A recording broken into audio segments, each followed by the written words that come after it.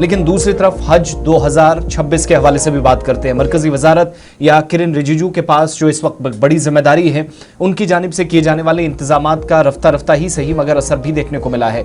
मशरक़ी वस्ता के अंदर बहरान या जंग के बावजूद भी वजारत की जानिब से, मिनिस्ट्री की जानिब से इकदाम किए गए और अब किरण रिजिजू के मुताबिक 2026 के इस बार का जो हज का के जो इंतजामात हैं उसका उनने तफसीली जायजा लिया है और एक तकरीब के दौरान जब उसके बाद मीडिया से भी गुफ्तगू की, उनकी बात भी आपको सुनाएंगे।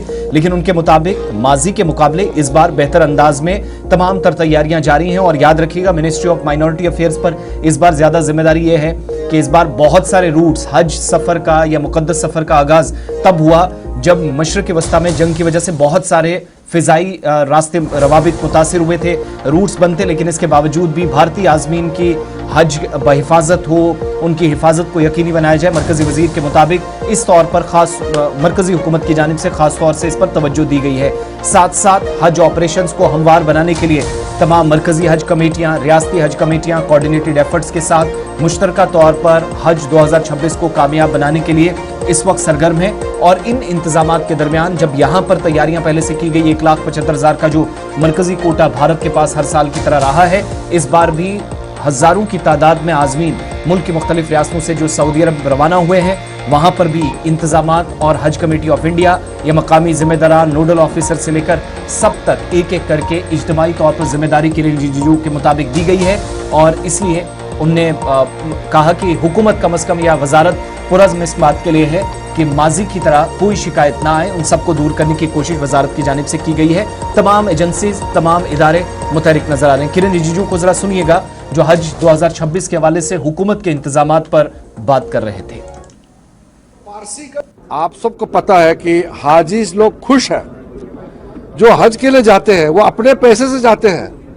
भारत सरकार 1 रुपया हम हज के लिए पैसे नहीं देते हैं। हर मुसलमान जो हज के लिए जाते हैं वो अपना कंट्रीब्यूशन अपने पैसे से जाते हैं, लेकिन व्यवस्था हम कर देते हैं और वो भी बहुत ट्रांसपेरेंट तरीके से।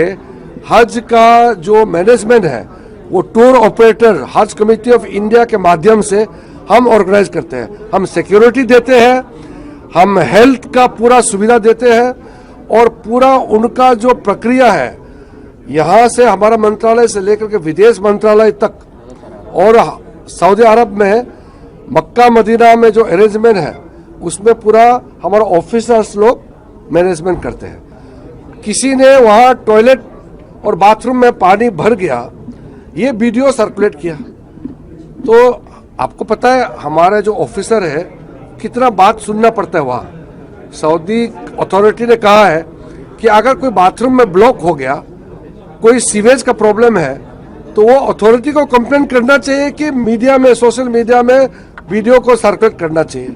वो सऊदी अरब है, वहाँ उनका अपना नियम कानून चलता है। जो भी नेता सऊदी अरब से हज रिलेटेड वीडियो को हिंदुस्तान में सर्कुलेट करते हैं, उनको नहीं मालूम, सऊदी अथॉरिटी बहुत नाराज हो जाते हैं। अगर प्रॉब्लम है तो तुरंत उसको वहाँ रिपोर्ट करें।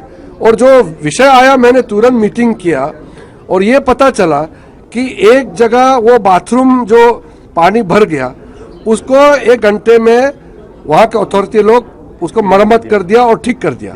उन्होंने कंप्लेन किया कि जो हमारा जो south Asia, India, Pakistan, Bangladesh लोग जहाँ रहते हैं वहाँ ज़्यादा कुछ ब्लॉक कर दिया, गंदगी आ गया, बाल वगैरह वहाँ नाला में घुस गया और कुछ और सामान वगैरह डाल दिया, इसलिए ब्लॉक हो गया। वो उन्होंने मुझे खबर दिया है। ये पॉलिटिक्स खेलने का चीज़ नहीं। रिजिजू साहब को आप सुन रहे थे जो बता रहे थे कि हज 2026 के हवाले से तमाम इंतजामात मुकम्मल हैं, हुकूमती इदारों की तरफ से भेजे गए अफसरान वहां पर तैनात हैं और हर मुमकिन मदद ज़ायरीन को फराहम की जा रही है।